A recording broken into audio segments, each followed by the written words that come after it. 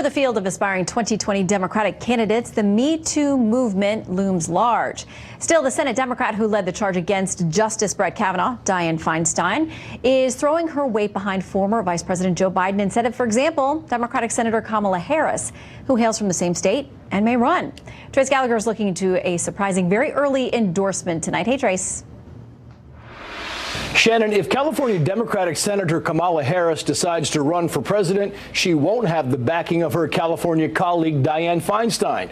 Today, the five-term incumbent said her preferred choice for president is former Vice President and Delaware Senator Joe Biden. Quoting here, Joe was chairman of the Judiciary Committee when he came to this place. I've watched him as vice president. I've seen him operate. I've seen him perform. He brings a level of experience and seniority, which I think is really important. But Biden was also Judiciary Chair during the Clarence Thomas Supreme Court confirmation and has been widely criticized for his handling of the Anita Hill questioning. To this day, Biden says Hill was vilified and that he wishes he could have done more to prevent those questions. Critics say he chose not to do more. Dianne Feinstein has also been criticized by Republicans for her part in bringing forth uncorroborated and decades-old sexual misconduct allegations by Christine Blasey Ford against then Supreme Court nominee Brett Kavanaugh. Meantime, if Joe Biden does decide to run in 2020, he could get a boost over Bernie Sanders. One of the reasons Sanders did so well against Hillary Clinton in 2016 is because he dominated in states that voted by caucus, winning 12 out of 18. Experts say it allowed him to capitalize on his small but fervent base of supporters.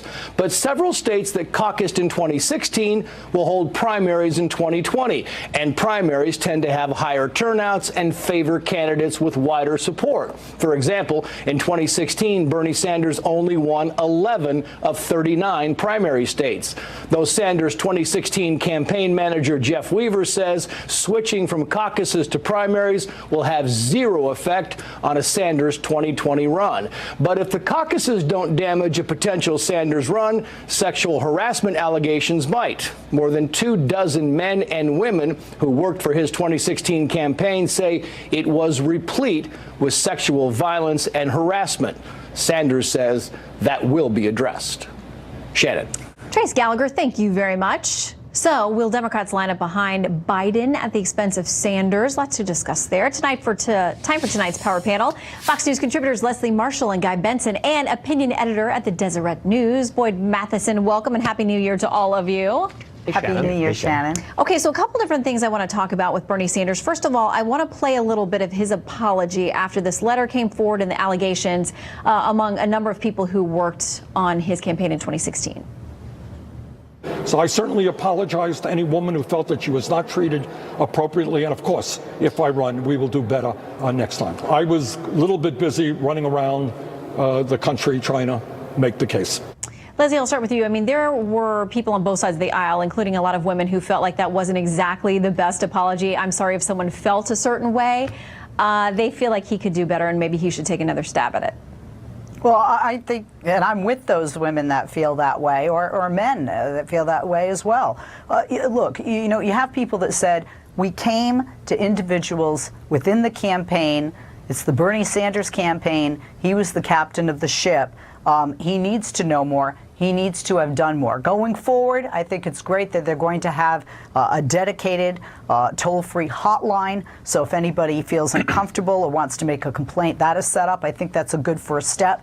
But I think more has to be done. We're in a Me Too movement, and we've just had a record number of women sworn in today in the House and the Senate and Congress. Boyd, do you think long-term it does anything to him if he decides to run again? I don't think it's going to have a long-term impact, but it's going to be based on what does he do next? What does the campaign look like?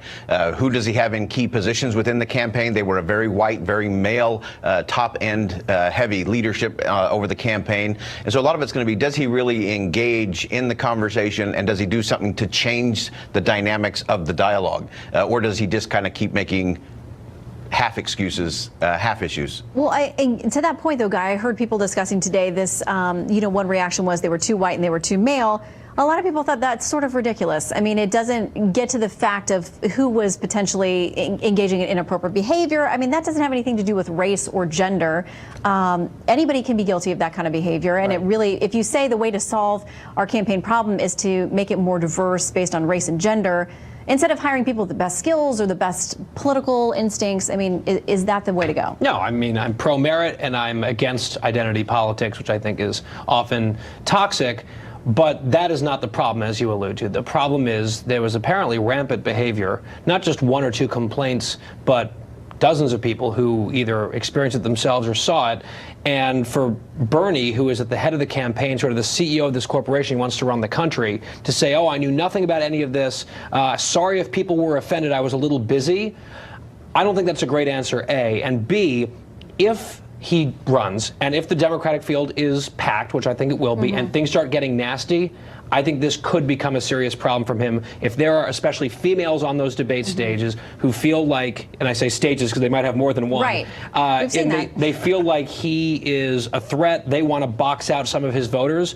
This could get dredged up, and if he gives answers like that, it's not going to help. Well, and as much as Democrats have been talking about this idea of diversity and a fresh new class of faces and people coming through the ranks and through their bench, I mean, consistently the polling continues to show three white guys at the top: Beto, Biden, and Bernie. Not in that order, but I know they're concerned about that too. So we'll see when the rubber meets the road whether it's really a more diverse ticket. All right, I want to turn to this issue too. Rich Lowry had a piece out today that talked about Democrats' opposition to the border wall and the fact that many of them have voted for similar things in the past, but now they have gone a whole new level. Part of what he said here about the fact that they don't seem to want any kind of infrastructure at all. He says in the piece, their opposition to President Trump's border wall is now so total as to be nearly indistinguishable from opposition to any serious infrastructure at the border at all, Boyd.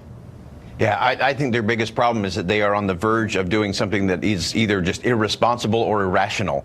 They're getting so far down the path of we're just going to say no to everything, calling the wall immoral and all of those kinds of things doesn't do anything to advance the cause. And it's getting to the point where the American people are saying, wait a minute, are we not a country? Do you not believe that we should have any kind of border at all? And I think the one thing that the Democrats have to remember, especially in the House, now that they're in power, is restraint always works. If they want to use this as a fight just so they can have a fight with President Trump, they'll probably lose that in the end.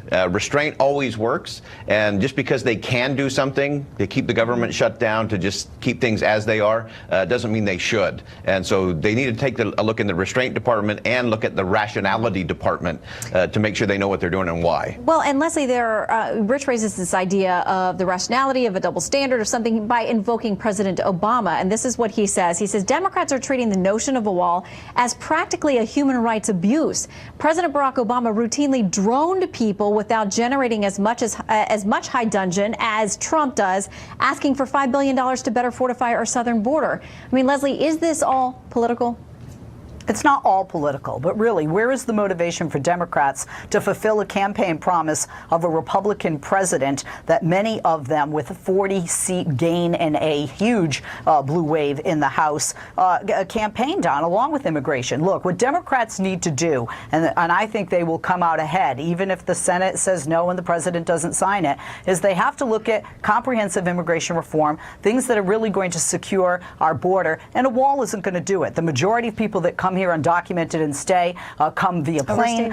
In the state of California, we have sanctuary cities on a state level that have to be addressed. So I think that, quite frankly, if they speak to what the people want and elected them to do, and they do pass something that is comprehensive, that includes border security without a wall, a physical wall across the southern border with Mexico, I think it will be a win for the Democrats, because I think that's echoing the sentiments of the people, so say the polls in the election. Well, and also in this Rich Lowry piece, Guy, he says that he thinks that the president probably has the upper hand here, but the way this has been rolled out is not working. He says Trump has the better part of the argument, but his lurch into the shutdown with no discernible strategy and his scattershot pronouncements make it unlikely that his view will carry the day. Yeah, the Democrats are wrong on the merits on the immigration issue in many respects, but the president and the Republicans, by extension, have bungled this entire thing, because they've basically said, through the president, that we're going to own the shutdown.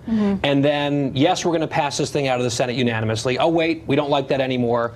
Now we won't sign the same thing that we just passed out of the Senate. It's sort of a mess when it comes to messaging.